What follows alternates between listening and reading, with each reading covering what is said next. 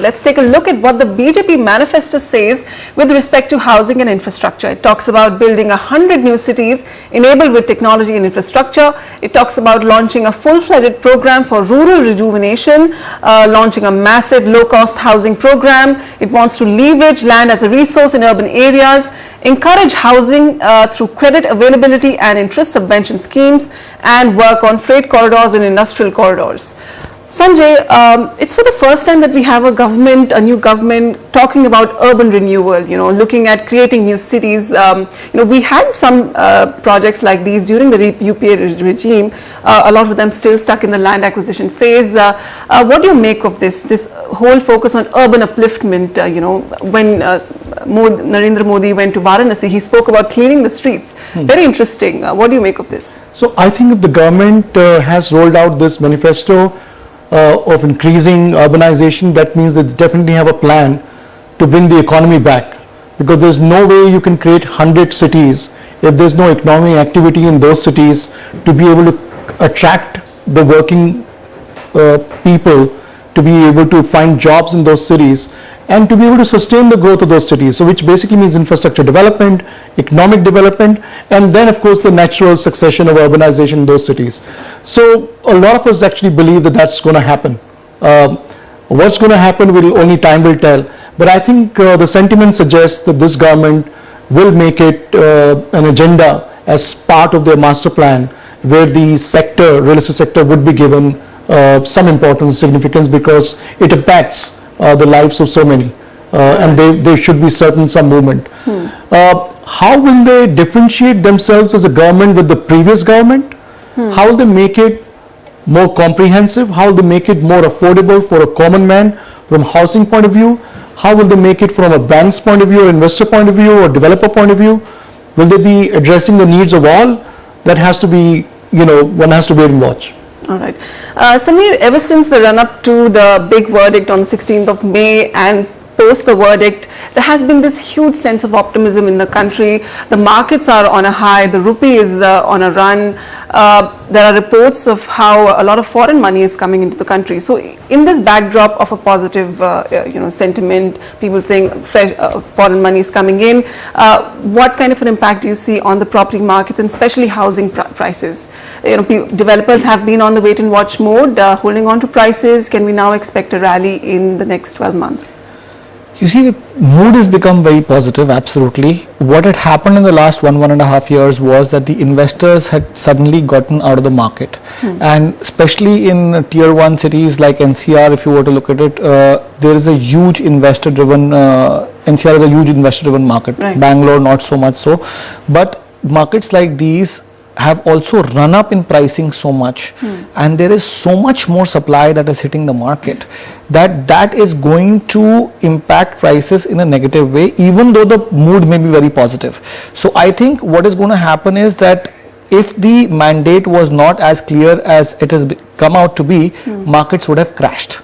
Now the markets are going to be stable and slowly inching upwards rather than going downwards, because the mood has become so positive. Investors will definitely come back into the market. There is an oversupply situation, but that oversupply situation will slowly get arrested. Okay, so all those on the wings are now going to make their move and make their investment. Let's get back to our reporters and let's try to gauge what's happening in the cities, how are developers in those cities reacting. Let's first talk about Chennai. My colleague Jude Sanith now joins me. Hi Jude, welcome to the show. Tell me, how is the real estate industry in Chennai reacting to the big win that BJP has recorded last Friday? We know Chennai is largely a stable market. Can we now expect a rally in prices given this whole environment of optimism? There's been a lot of optimism in Chennai, so to speak, Vasudha. In fact, the developers have already had a long wish list as far as Chennai is concerned from the new BJP government. The first pointer, of course, is the fact that they want to sell existing stock and get done with it already before the markets can continue being bullish, so to speak. So prices are definitely going to see a rise after developers finish off selling the stock. There's also a lot of emphasis that's going to be laid on the inflection point that Chennai's real estate will see in the coming few months. In fact, prices have been doing a bit of correction in the last 2 years due to the economic downturn. But what we're hearing is the fact that owing to the absolute majority that the BJP government has received, the inflection point here could be not more than 2 months away. So what we're going to be seeing is a massive increase in pricing in the next 2 months, or perhaps even earlier. Another very interesting point about what developers are hoping for in Chennai's real estate includes how newer micro markets are being discovered.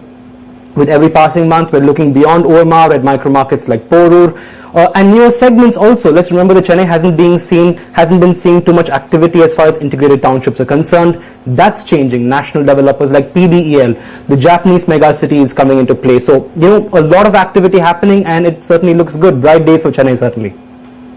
Okay, now you also track the Bangalore market. What's the mood like there in Bangalore? Bangalore is again a stable market. What are the big expectations? What's on the wish list of developers in Bangalore?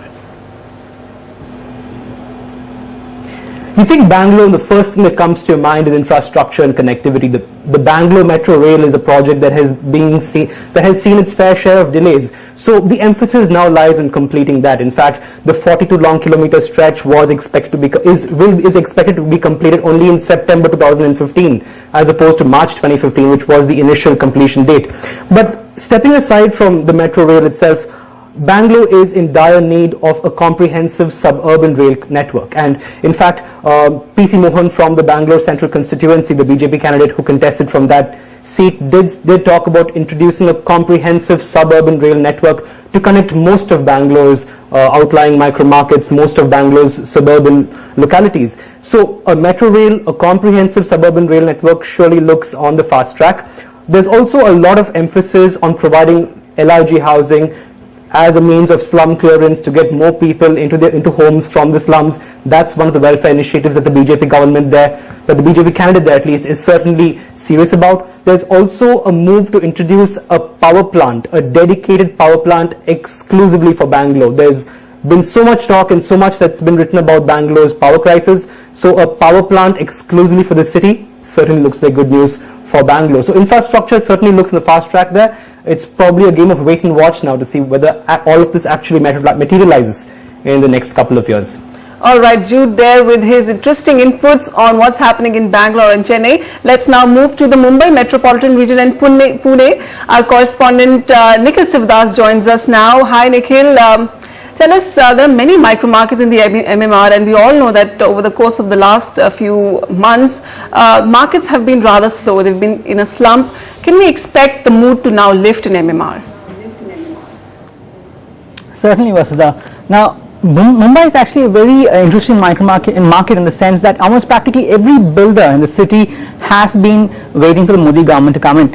I mean, everyone's practically very tired of the way the UPA government has been functioning. Practically every builder I've spoke to has indicated that they're firmly in the Modi bank. Now, what's going to happen with the clear mandate that has been given? They're expecting a lot of things to happen.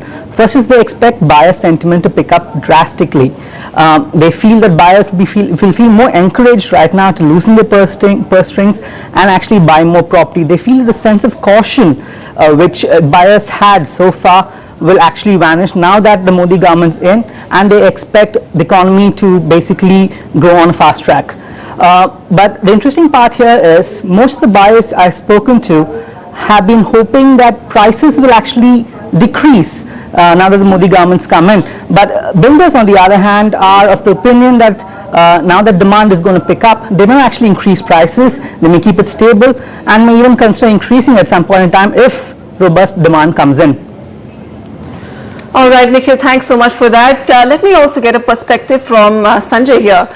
Sanjay, for Chennai and Bangalore, like Jude pointed out, a stable market, developers now expecting the infrastructure projects to get completed. But both of these markets are largely IT driven, and with Modi's focus on development, good times for these markets, more job creation.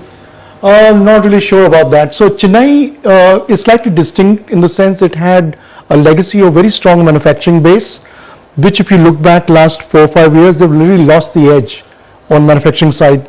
Lot more investment has gone into Gujarat, Maharashtra, Rajasthan and Haryana actually on manufacturing side. So that's a bit of dampener. But IT continues to grow because the talent quality is so good, and because the conservative market never really went up drastically, although for an average local citizen in Chennai, the prices that have gone up last 5 years are considerable.